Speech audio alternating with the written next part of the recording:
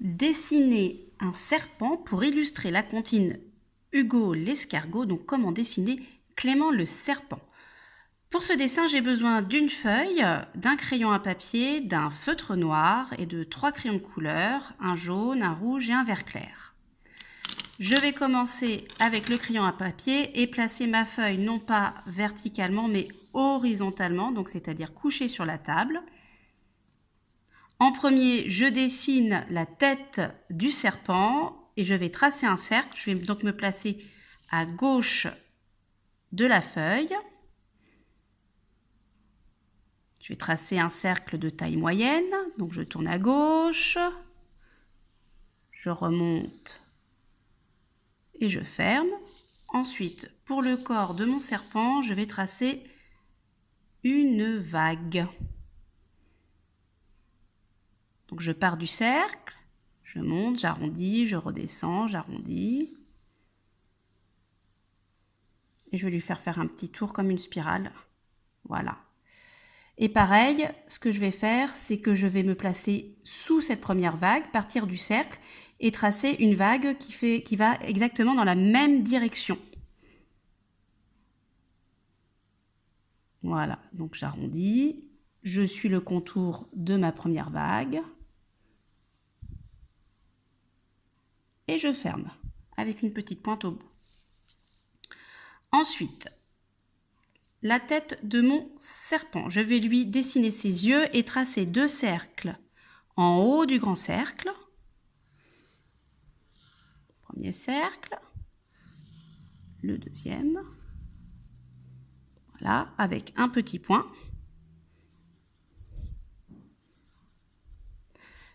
Deux narines pour respirer, donc je vais me placer en bas du cercle et tracer 2 petits traits, un petit peu arrondis en fait.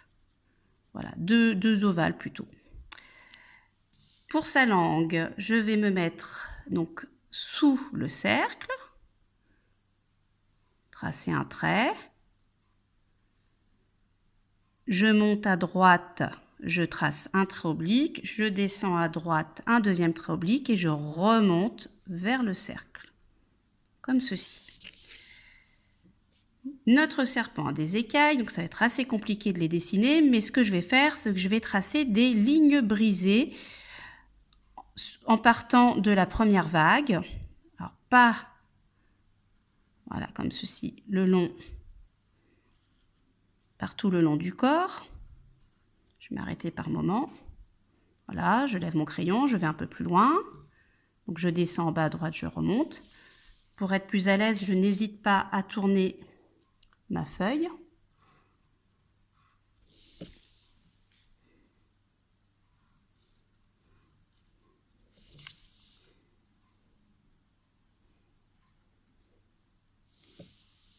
Je termine avec.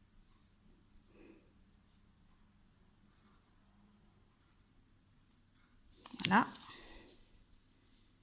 Et maintenant, je vais repasser mon serpent au feutre noir. Donc je repasse sur le crayon à papier, sur le trait laissé au crayon à papier.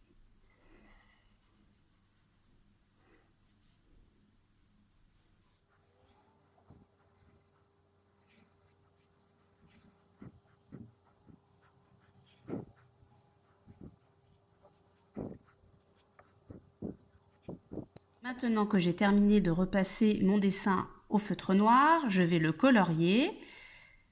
Je vais laisser les yeux blancs, donc colorier la tête et le corps en vert, sauf là les petits triangles.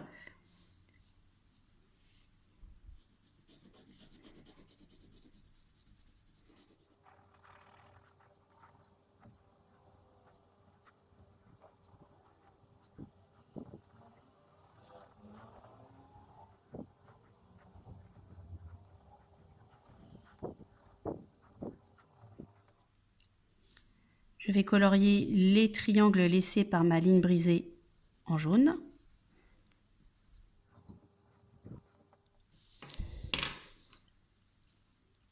Et la langue du serpent en rouge.